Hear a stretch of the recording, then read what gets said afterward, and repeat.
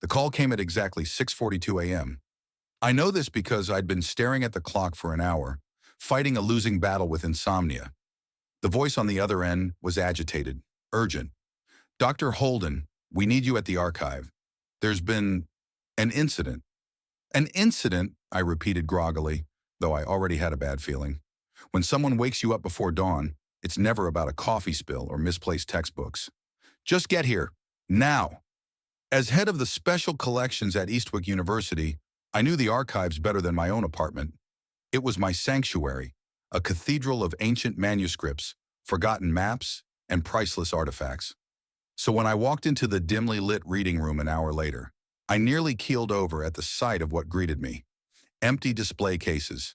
The Codex Aurelius, a 14th century illuminated manuscript valued at millions, gone. The Declaration of Abernathy, a revolutionary treatise in the professoriate world, gone. A half-dozen more documents, equally priceless, vanished without a trace. Campus security swarmed the room, their radios crackling as they tried to figure out how someone had bypassed locked doors, motion sensors, and cameras. Dean Barlow stood near the cases, his face pale, forehead glistening with sweat. He turned toward me as I entered, like he'd been waiting for my arrival. "Doctor Holden," he croaked. How did this happen?" I didn't answer. I couldn't. My knees felt weak as I approached the empty display, my reflection glaring back at me through the glass. "They were here yesterday," I muttered, more to myself than anyone else. I'd checked the cases personally before locking up. No one got in or out without me knowing. "This is catastrophic," Barlow continued, wringing his hands. "The donors, if they find out, will lose everything. The reputation of this university depends on—" "Relax, Dean," a smug voice interrupted. I turned to see Dr. Charles Grayson stride into the room, hands tucked into the pockets of his perfectly pressed trousers. Grayson was the resident bad boy of Eastwick, the kind of tenured professor who made enemies on purpose. Sharp-tongued, aloof, and devastatingly brilliant, he was a constant thorn in my side. "Grayson," I said coldly, "what are you doing here?" "Came to admire the chaos," he smirked, strolling to the empty case that had once housed the Codex. "Terrible loss, isn't it?" His tone made my skin crawl, but I ignored it. There were bigger problems at hand. I spent the next few hours with security, going over access logs and surveillance footage. Nothing made sense. No alarms had been triggered, and the cameras mysteriously cut out between 2 a.m. and 2:12 a.m., 12 minutes. That's all it took. By noon, the campus was buzzing with whispers. Grayson's words stuck with me as I sat in my office, head in my hands. I was trying to make sense of it all when my phone dinged with an email. The subject line stopped me cold. "I have them." I clicked it open, my pulse hammering in my ears. It was short, blunt. "The manuscripts are safe, for now. I have demands. Meet me at the old lecture hall, 10 p.m. tonight. Come alone." No signature. I reread the message 3 times, my hands shaking. My instincts told me this was no petty thief. Whoever it was, they knew the value of what they'd taken. They also knew me. I didn't tell anyone. I couldn't. At 10 p.m. sharp, I crept across the dark campus toward the abandoned lecture hall, dread curling in my gut like smoke. The doors creaked as I stepped inside. The room was pitch black, the kind of darkness that seemed to swallow sound. Then a single spotlight flickered on, illuminating a figure sitting on the stage. It was Dr. Grayson, and in his lap, held casually like it meant nothing, was the Codex Aurelius. "Grayson," I hissed, stepping closer into the cone of light. My heart hammered in disbelief as I took in the scene before me. Grayson lounged in an old wooden chair like he was posing for a portrait. The Codex Aurelius sprawled casually across his lap. He thumbed through the ancient parchment with unnerving carelessness, as though it were just any other book. "Careful," I snapped instinctively. "Do you have any idea what that's worth?" He grinned, that smug, irritating grin that had earned him the contempt of every faculty member. "Oh, I know exactly what it's worth, Holden. To me, it's worth everything. To you, well, it's about to become the most expensive lesson of your career." I stood frozen, my mind reeling. "You did this? You stole the manuscripts?" "Stole?" He chuckled, finally closing the codex and holding it up like a trophy. What a nasty word for such an elegant operation. Let's call it reclamation. A little poetic justice, if you will. My anger boiled over. You're out of your mind. Do you realize what you've done? You haven't just stolen history, Grayson. You've destroyed your life, your career. He sighed dramatically as though he were explaining a simple concept to an unruly child. Oh, Holden, you really are as naive as I thought. Do you think I care about tenure, about faculty meetings, or donor handshakes? I care about what matters. The truth, the truth. My voice was thick with frustration. What truth? Grayson leaned forward, his eyes glinting with a madness I hadn't seen before. The truth about this institution, about how they've lied to us all, about funding, about the archives, about our work. He held up the Codex once more, like it was evidence in a courtroom. Do you know how much these documents are worth on the black market? Millions, Holden. Millions. And where does that money go when the university decides to sell them off in secret? His words stunned me into silence. You're lying, I managed to say. The university would never. Oh, wouldn't they? Grayson sneered. Why do you think the dean was sweating bullets this morning? He's in on it. The administration has been selling pieces of our collection for years, funneling the cash into their slush funds. The donors? They're being duped. You think they'd invest millions into a place that leaks treasures like a sinking ship? I shook my head, unwilling to believe it. You don't have proof. Grayson leaned back, suddenly calm.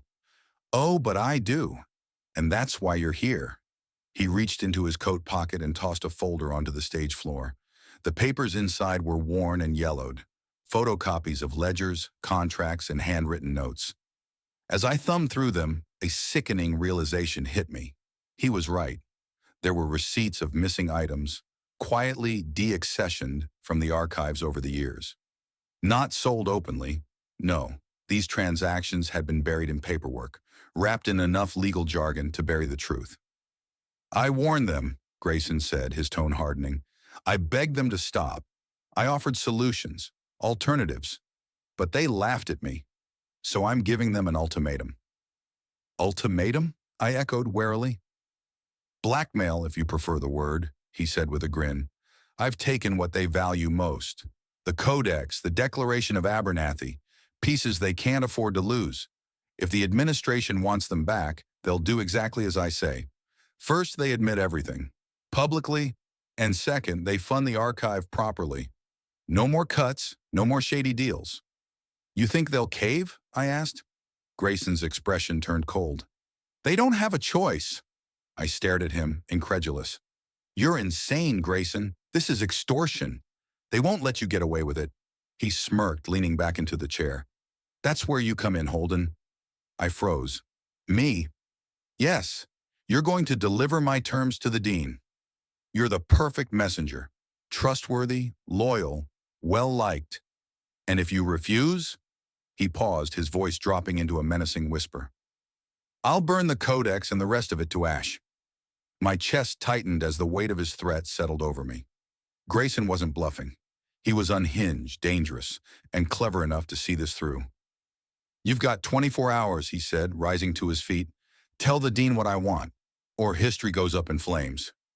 I watched as he disappeared into the darkness, the Codex Aurelius tucked under his arm. I'd walked into that lecture hall hoping to solve a theft. Now I was trapped in a blackmail scheme that could destroy my career, Grayson's, and the university itself. I had 24 hours to decide whether to expose the truth or save the archives. The campus was eerily quiet as I made my way across the lawn toward the administration building. The weight of Grayson's ultimatum hung on me like an anchor. I'd spent half the night combing through the evidence he'd thrown at me, hoping to find holes, flaws. Something that proved this was all a twisted conspiracy of his own making. But the ledgers didn't lie. The photocopies showed missing artifacts, handwritten entries of deaccessioned items, sale dates, buyers hidden behind layers of legal red tape. And the money, hundreds of thousands, funneled into nondescript accounts far removed from the university's stated finances. If I hadn't seen it with my own eyes, I'd never have believed it. Grayson wasn't lying. He wasn't even exaggerating. Now, with the stolen Codex Aurelius at stake, I was walking into the lion's den. Dean Oliver's office was at the top of the administration building, a corner suite with a view of the quad. Normally, he was untouchable, his door shielded by layers of assistance and protocol. But today was different. Today, he was waiting for me. "Holden," he greeted, forcing a thin smile as I stepped inside. His dark suit and silver tie were impeccable, but the bags under his eyes betrayed sleepless nights. "Sit." I obeyed. The dean's office always reminded me of a museum itself, polished mahogany shelves lined with rare books and awards. It reeked of power, wealth, and prestige. I glanced at a portrait on the far wall, one of the university's founders immortalized in oil paint, as if his stern gaze could judge me for what I was about to say. "I'm not sure why you requested this meeting," Dean Oliver said, settling into the high-back chair across from me. His tone was crisp, businesslike, but "I've got a very busy schedule today." I placed the folder Grayson had given me onto the desk with deliberate slowness. "I think you'll want to make time for this." Oliver's brow furrowed as he reached for the papers.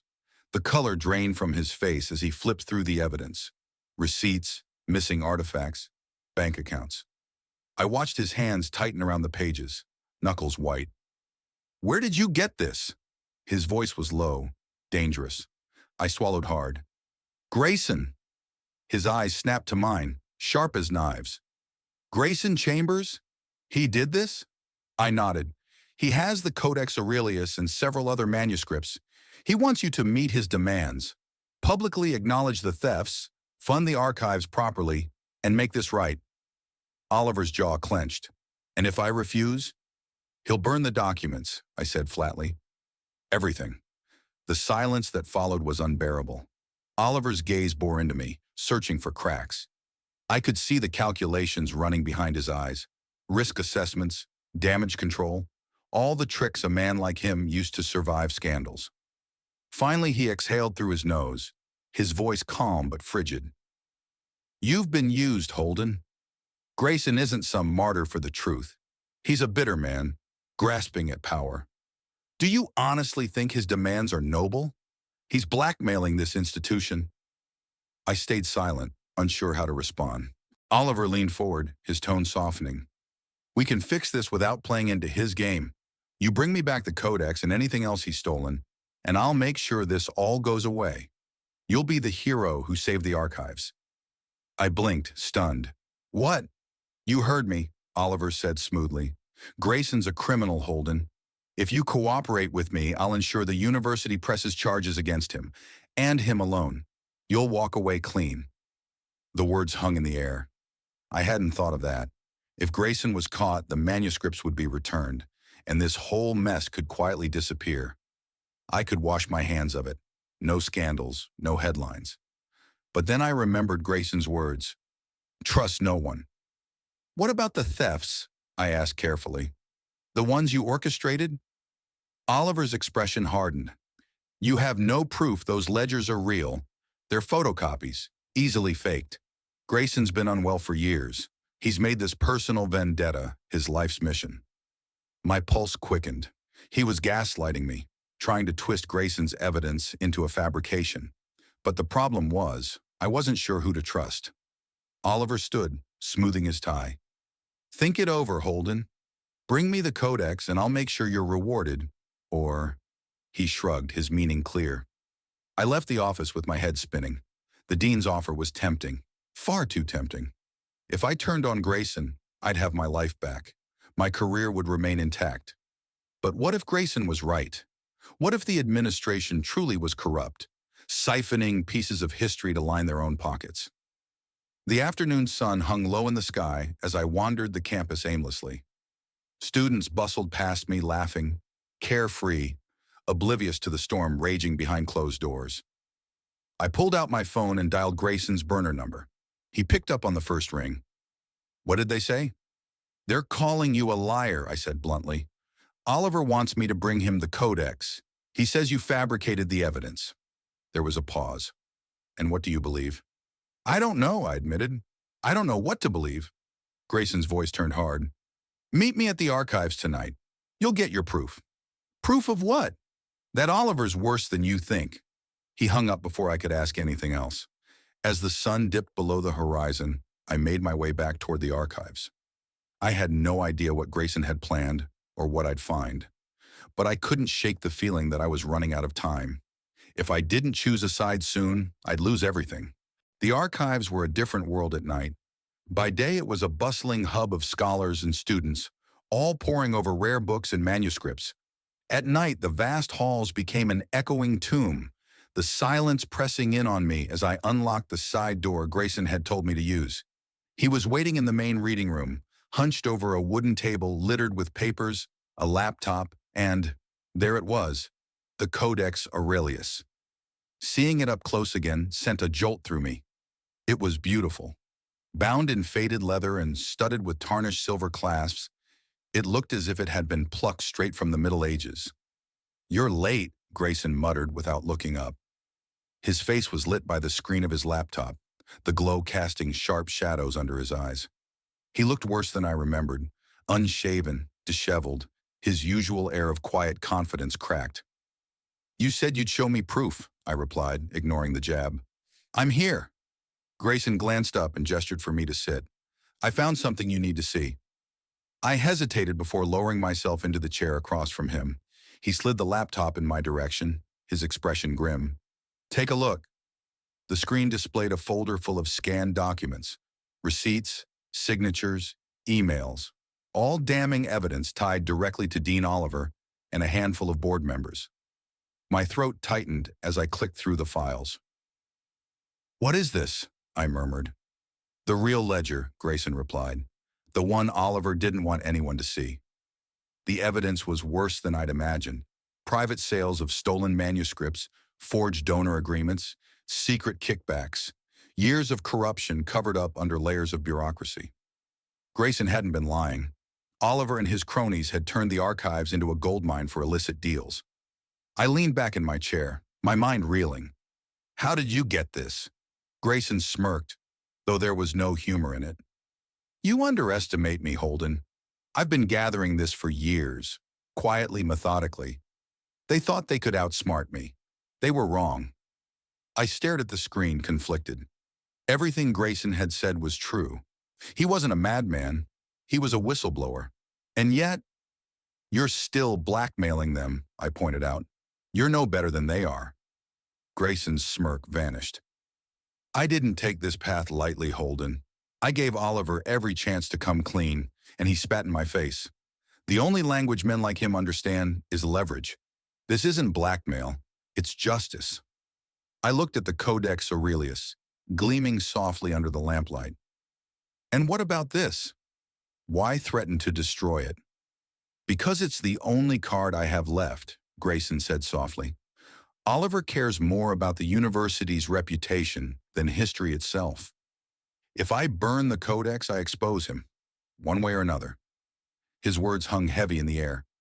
I thought of Oliver's offer, the promise of a clean slate. If I handed over the Codex, I'd be free of this mess.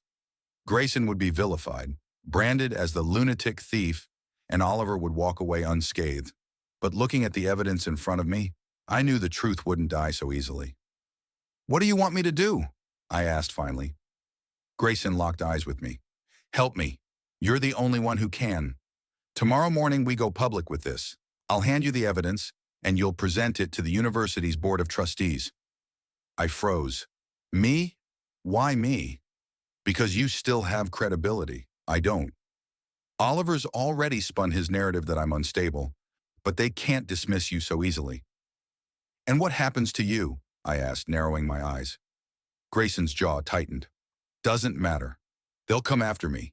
But I don't care. I need the truth to come out." I stared at him, searching for any sign of deceit, but all I saw was grim determination. He meant it. He was willing to sacrifice himself to bring Oliver down. "What if it doesn't work?" I asked, my voice barely above a whisper. "What if they bury this?" Grayson smiled faintly. "Then at least I'll know I tried." His certainty terrified me. Before I could respond, there was a sudden sound outside, a faint creak, like someone stepping on the floorboards. We both froze. "You hear that?" Grayson whispered. I nodded. My pulse quickened as I scanned the darkened reading room. The building should have been empty, But someone was here. Grayson snatched the Codex Aurelius off the table and shoved it into his satchel. "They're on to us," he hissed. "We need to go. Now." "Who's they?" I demanded, my voice low. "Oliver's people. He's not going to wait for you to choose sides, Holden." We bolted for the back exit, Grayson leading the way. My heart pounded in my chest as we slipped into the cold night air, the sounds of distant footsteps echoing behind us. "This isn't over," Grayson said as we ran across the empty campus. "Not by a long shot." I didn't reply. I had a feeling he was right. We didn't stop running until we reached the far end of the campus, where the dense line of trees bordering the property swallowed us whole.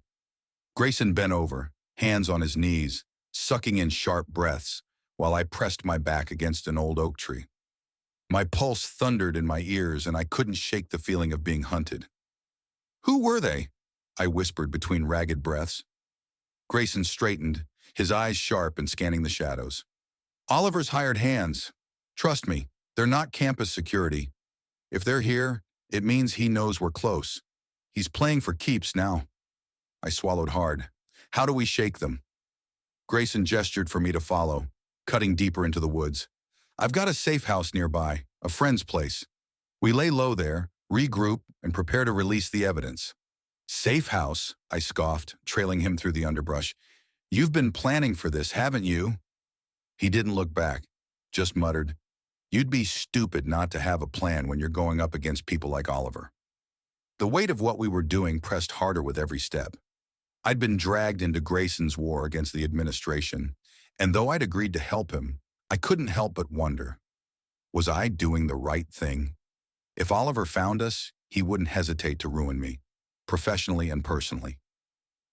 We emerged onto a deserted street at the edge of town.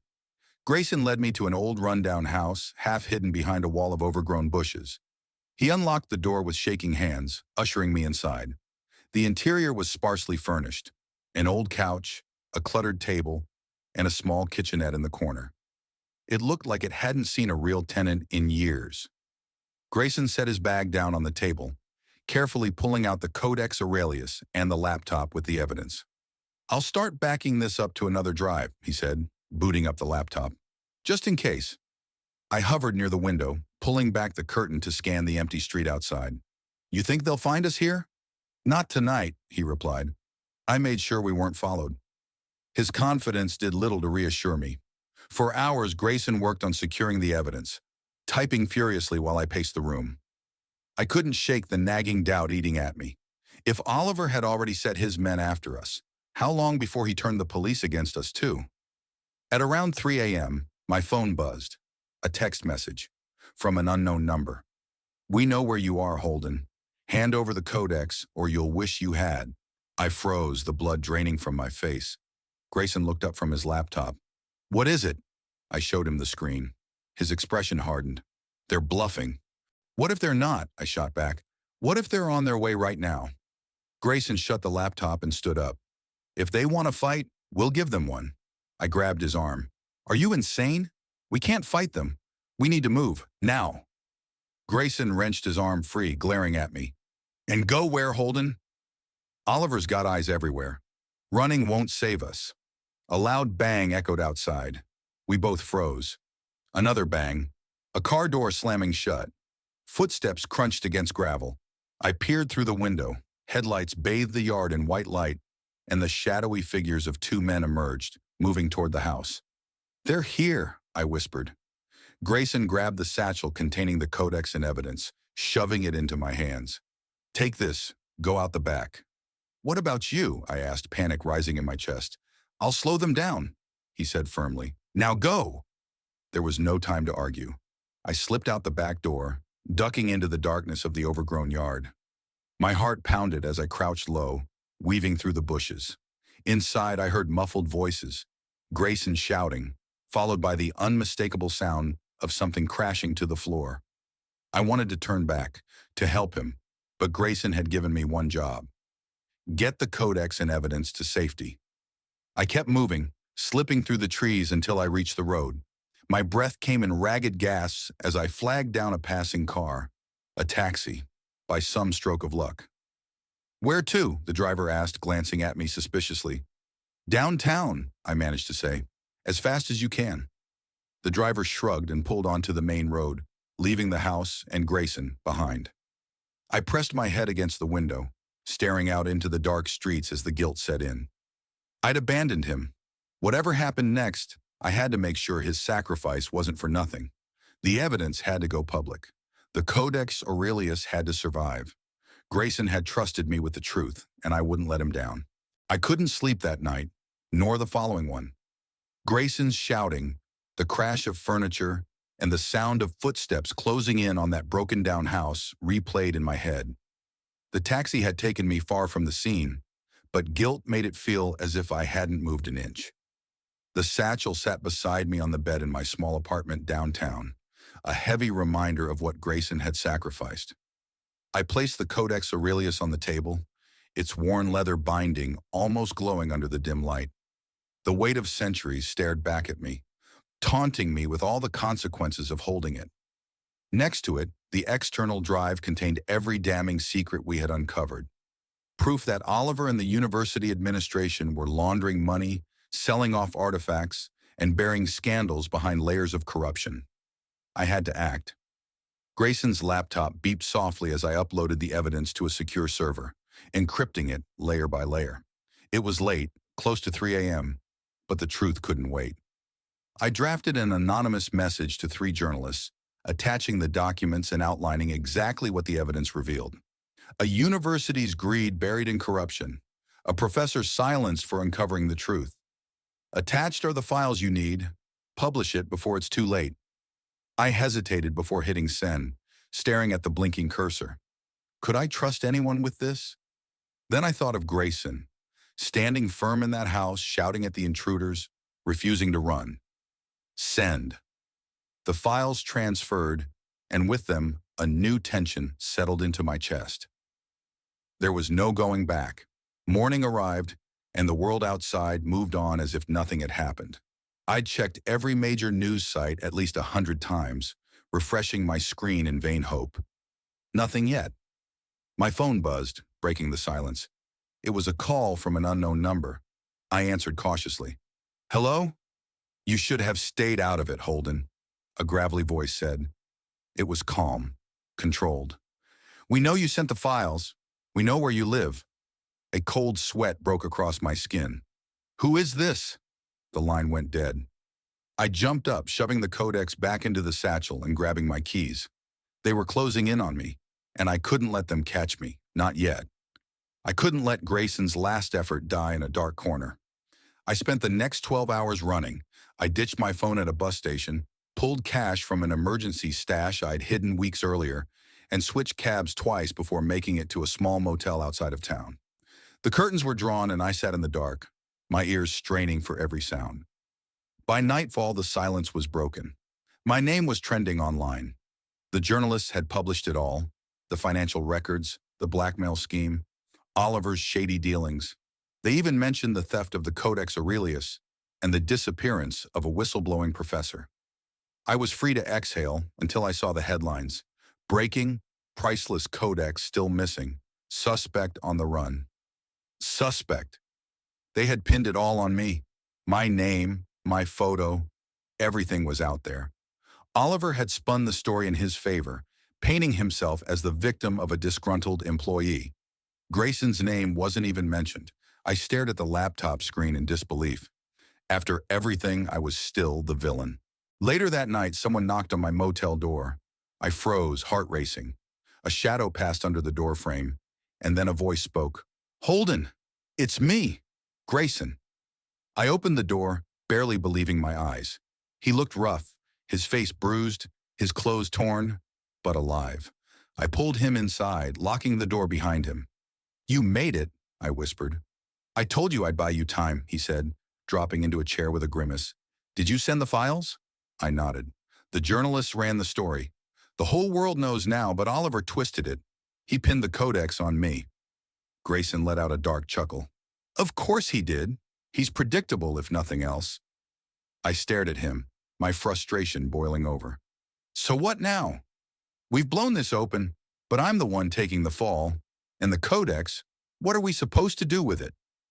Grayson's eyes flickered toward the satchel. The Codex is leverage. Proof that we're not lying. If we get it into the right hands, it'll destroy Oliver once and for all. And what if it doesn't? I asked bitterly. What if he spins the story again, and we're the ones who end up buried? Grayson leaned forward, his voice low and resolute. Then we make sure he doesn't get another chance. There was no winning cleanly, not against someone like Oliver. But Grayson was right about one thing. We weren't done yet. The next day, we emerged from hiding with a plan. We would deliver the Codex Aurelius to the authorities directly. No intermediaries, no journalists, just irrefutable evidence in a public handover. If Oliver tried to cover it up again, it would be too late. The risk was immense. We had no guarantees, no safety net. But after everything, I had to believe it would be enough. As Grayson and I walked toward the courthouse steps, where cameras and reporters were already waiting, I carried the satchel like it was a live grenade. Whatever happened next, there would be no turning back.